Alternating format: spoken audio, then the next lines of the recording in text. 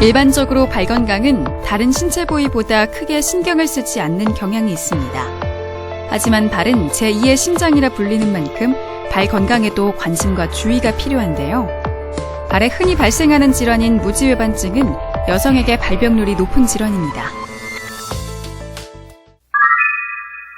무지외반증이란 무지, 즉 엄지발가락이 외반증, 몸의 중심에서 바깥쪽으로 휘어진 변형이 생겼다는 뜻으로 족무지외반증, 건망류라고도 불리며 우리나라에서는 옛날 어르신들이 흔히 버선발 기형이라고 부르는 발 변형을 말합니다.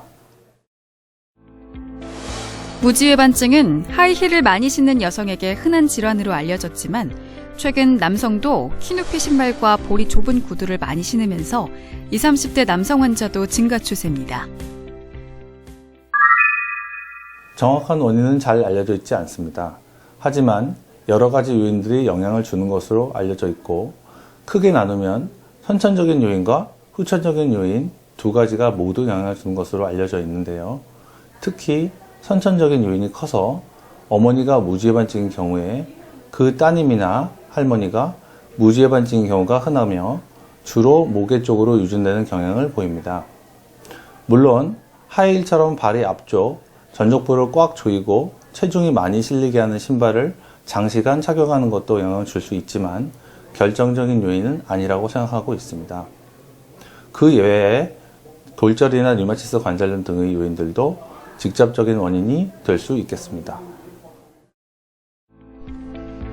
무지외반증은 직접 겪는 발의 통증도 고통스럽지만 이로 인한 2차 질환으로의 발전이 큰 문제인데요. 증상을 치료하지 않으면 걸을 때 엄지발가락의 통증으로 인해 잘못된 보행 습관이 생기기 쉽고 발가락 관절염과 2번째에서 5번째 발가락 관절이 빠질 수 있어 주의가 필요합니다. 한마디로 말씀드리면 변형을 동반한 통증이 주 증상이라고 할 수 있습니다. 무지외반증 변형의 특징은 우선 엄지발가락이 외측으로 치우치므로 다른 발가락을 밀며 서로 부딪혀 피부에 굳은 살이 생기거나 상처가 발생하기도 하고 장시간 지속되면 제2, 3, 4 족지의 굴곡 구축, 즉 굽혀진 채로 펴지지 않는 변형을 가져옵니다. 또 엄지발가락의 뿌리인 첫 번째 발등뼈의 머리 부분이 내측으로 돌출되는 변형이 생겨 발의 폭이 넓어지게 되고 발바닥 쪽으로 굳은 살과 통증이 발생하게 됩니다. 이러한 변형이 지속되고 진행되면 엄지발가락과 첫 번째 발등뼈 사이의 관절이 조금씩 어긋나고 관절염이 진행되어 통증이 더 심해지게 됩니다. 무지외반증은 처음에 변형이 시작되면 서서히 진행하는 경향이 있는데 진행의 속도나 최종 변형의 정도는 개인마다 다르므로 미리 예측하기는 어렵습니다.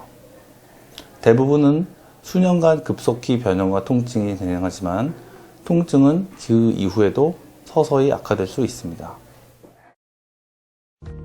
무지외반증은 외형적 변형만으로 진단할 수 있습니다. 그러나 적절한 치료 방침을 결정하기 위해서는 의사의 진찰 및 방사선 촬영 검사가 필요한데요. 일반적으로는 발에 체중이 실린 상태에서 단순 방사선 사진을 촬영합니다. 방사선 사진을 통해 변형된 각을 측정하고 관절의 퇴행성 변화 여부를 관찰하는데요. 일반적으로 발가락의 휘어짐 정도가 15도 이상일 때 무지외반증으로 진단합니다. 치료로는 크게 보존치료와 수술적인 치료로 나누어 생각해 볼 수 있겠는데요. 먼저 보존치료로는 발이 편안한 신발 신기, 발바닥 앞쪽을 지지할 수 있는 깔창, 통증에 대한 대증적인 약물치료, 발의 내부에 존재하는 내재근 및 혈액순환에 도움을 줄 수 있는 족욕, 스트레칭 등이 있겠습니다. 수술적인 치료로는 뼈의 정렬 상태가 틀어져 있는 것을 교정하는 여러 가지 방법의 중족골 교정 절골술 및 내고정술을 시행하여 발의 모양을 정상에 가깝게 되돌려 통증을 크게 줄일 수 있습니다. 수술 치료는 뼈의 정렬 상태, 환자가 느끼는 통증과 불편함의 정도, 기존 치료에 대한 반응 여부 등의 소견을 종합 고려해 판단하게 되는데요. 수술의 가장 큰 걸림돌은 통증 및 재발에 대한 환자의 걱정입니다. 당연히 무지외반증으로 진단받은 환자들이 모두 수술을 받으셔야 하는 것은 아닙니다. 정형외과의 다수의 다른 질환들과 마찬가지로 내가 많이 불편해서 일상생활에 지장이 많이 있고 고치면 좋겠다 라고 생각되는 분들 중에서 정형외과 전문의의 진찰과 검사를 통해 수술하면 증상 개선에 도움이 되겠다 라고 판단하는 분들이 수술을 받게 됩니다. 무지외반증의 수술 방법은 매우 다양하여 환자의 다양한 발 모양과 병의 진행 상태에 따라 술자가 적절한 방법을 선택하여 시행하게 됩니다. 변형된 모양을 재정렬하여 발 모양을 바꾸는 수술이지만 미용을 주 목적으로 하는 수술이 아니고 기능과 통증을 개선하는 수술이므로 단지 발 모양이 마음에 들지 않는다고 하여 수술을 원하거나 시행하는 것은 아니고 정확한 진찰과 검사, 전문의와의 충분한 상담 후에 수술을 결정하는 것이 꼭 필요하겠습니다. 무지외반증 수술을 하고 나면 엄지관절이 어느 정도 굳게 되는데 수술 후 이것을 충분히 풀어주지 못하고 그대로 두면 엄지발가락을 위로 올리는 각도가 감소하여 보행 시 지속적인 통증을 유발하게 됩니다. 수술 후 처치도 수술 못지않게 중요합니다. 우선 수술 방법이 매우 다양하여 수술하는 술자에 따라서도 수술 후 재활 프로그램이 달라서 하나의 모범답안은 없습니다만 공통적인 주의사항을 뽑는다면 하지 거상과 족지 관절 운동이라고 할 수 있겠습니다. 수술 시 동반되는 작은 혈관들의 손상으로 혈액순환이 일시적으로 차단되어 부종이 발생되므로 수술 후 첫 2주간은 발을 가능한 한 가슴 높이로 가능한 한 장시간 동안 올리고 있어야 중력의 영향을 받아 충혈이 덜 일어나고 부종도 덜 생겨서 통증도 훨씬 덜하게 됩니다. 물론 그 후에 수술 후 약 2, 3개월간은 약간의 부종이 남아 있으므로 앉아 계실 때에도 옆 의자에 발을 올리고 계시는 것이 좋겠습니다. 족지 관절 운동은 일상생활의 보행 동작만으로는 완전한 족지 관절 각도에 도달할 수 없으므로 일부러 신경 써서 발가락을 발등 쪽으로 굽히고 발바닥 쪽으로 굽히는 동작을 많이 해주셔야 합니다. 아프시더라도 참을 수 있는 한도 내에서는 수술 후 3일째부터 약 3개월째까지 적극적으로 관절 운동을 해주시면 정상 범위의 각도를 얻을 수 있습니다.